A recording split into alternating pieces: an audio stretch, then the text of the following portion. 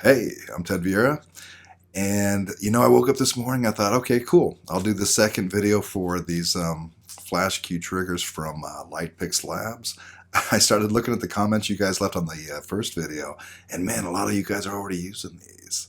That's awesome, because now you can share your experiences with me. Let me know what you're doing with these triggers, how you like them out in different various shooting situations. So very cool. I love that two-way thing. That's awesome. Anyway, for those of you who don't know about these triggers, very cool, very cool, very small in the first video, and I'll link to that down below in the description. In the first video, basically all I did is kind of introduce them, compare them, and talk about their size, because that's the first thing that really drew me to these triggers. Wow, I love how small they are. Very cool. So on this video, I just kind of want to show you how they work and give you more information about the trigger, and so in case it could be something that might work well for you. First, I just want to show you kind of a short demonstration on how they work.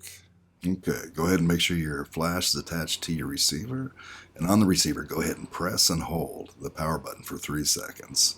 You'll see a startup sequence of lights, and once that's done, it's ready. So go ahead and just make sure your speed light's powered up.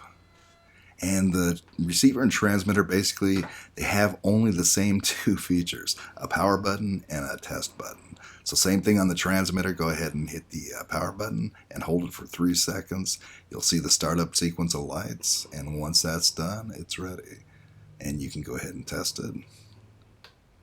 And to power off, go ahead and just press and hold the power button again for another 3 seconds, and you'll see one green flash, and it's done. Okay. Pretty easy, right? Yeah. Now, it says that this has an option of up to 160 different channels it can use, and it will make the selection for you. It will find the best channel with the best signal and the least amount of interference. And when you power all these guys up, they all automatically pair together. So you don't have to set anything up. You don't have to select the channel. You don't have to make sure they're talking to each other. This does it all. Now, for me, that's awesome, because I run pretty simple light setups as far as using how I use off-camera flash. I might just put up, 2 flashes at the most, and I can control them independently, set up the power on each one, and then just, get the shot, shoot with this. If you're going to do something where you have like an elaborate, maybe like up to 4 light systems that you want to control from the transmitter and be able to have independent control on each one, you should probably look back at that Cactus V6 again, because that would give you that flexibility and that kind of control from the transmitter. But for me, and for probably most of you guys, this would probably work awesome. Now it says one thing too that's really important to talk about here, especially for people who are new to Flash, is this doesn't provide any TTL information. And TTL is what allows the cameras to control all the settings on your flashes automatically for you. And so for me, that's not really an issue, because I haven't used TTL for a long time. I shoot with manual flash. I control the settings myself. And for me, that gives you a lot better light, because you get exactly what you want. You're not kind of guessing and hope the camera knows what you want to get. And if you haven't shot with manual flash, watch a couple of YouTube videos. Have a friend come over some night and just put your flash in manual and do the control the power output, the zoom, control that all yourself. And after that night, you'll probably never go back to TTL. TTL can be helpful in some situations, but for most of the time, I think it's better to set the settings yourself. Anyway, it gives you more control. That's always a good thing. Sync speed is up to 1/250th of a second, which is great. That matches the Fuji X Pro 2. That's awesome. Now, in the information, it says it is consistent and works really well with a range of up to 10 meters, and that's about 30 to 33 feet. But I've read, what was it, on lightingrumors.com?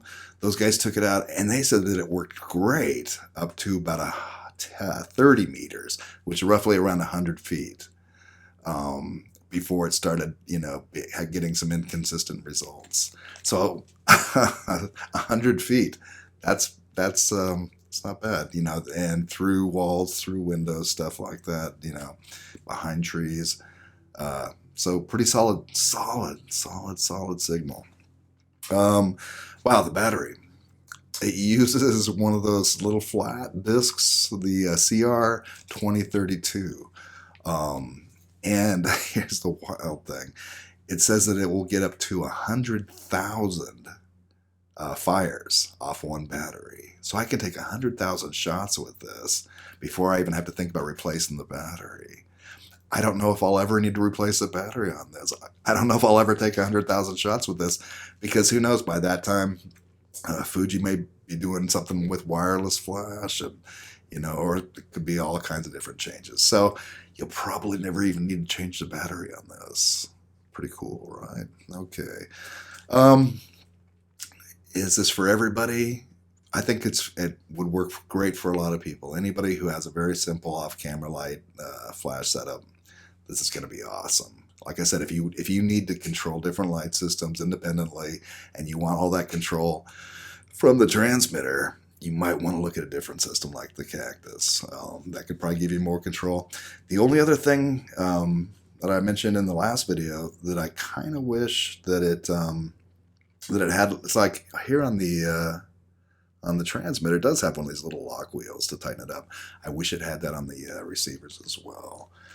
Other than that, I'll do the shoot with them on Thursday, and then I'll report back on how I felt like they worked. And so far, so good. Okay, I'm Ted Vieira. If there's anything you have any questions on, go ahead and let me know. I'll answer anything I can, and I will see you in the next video. Thanks.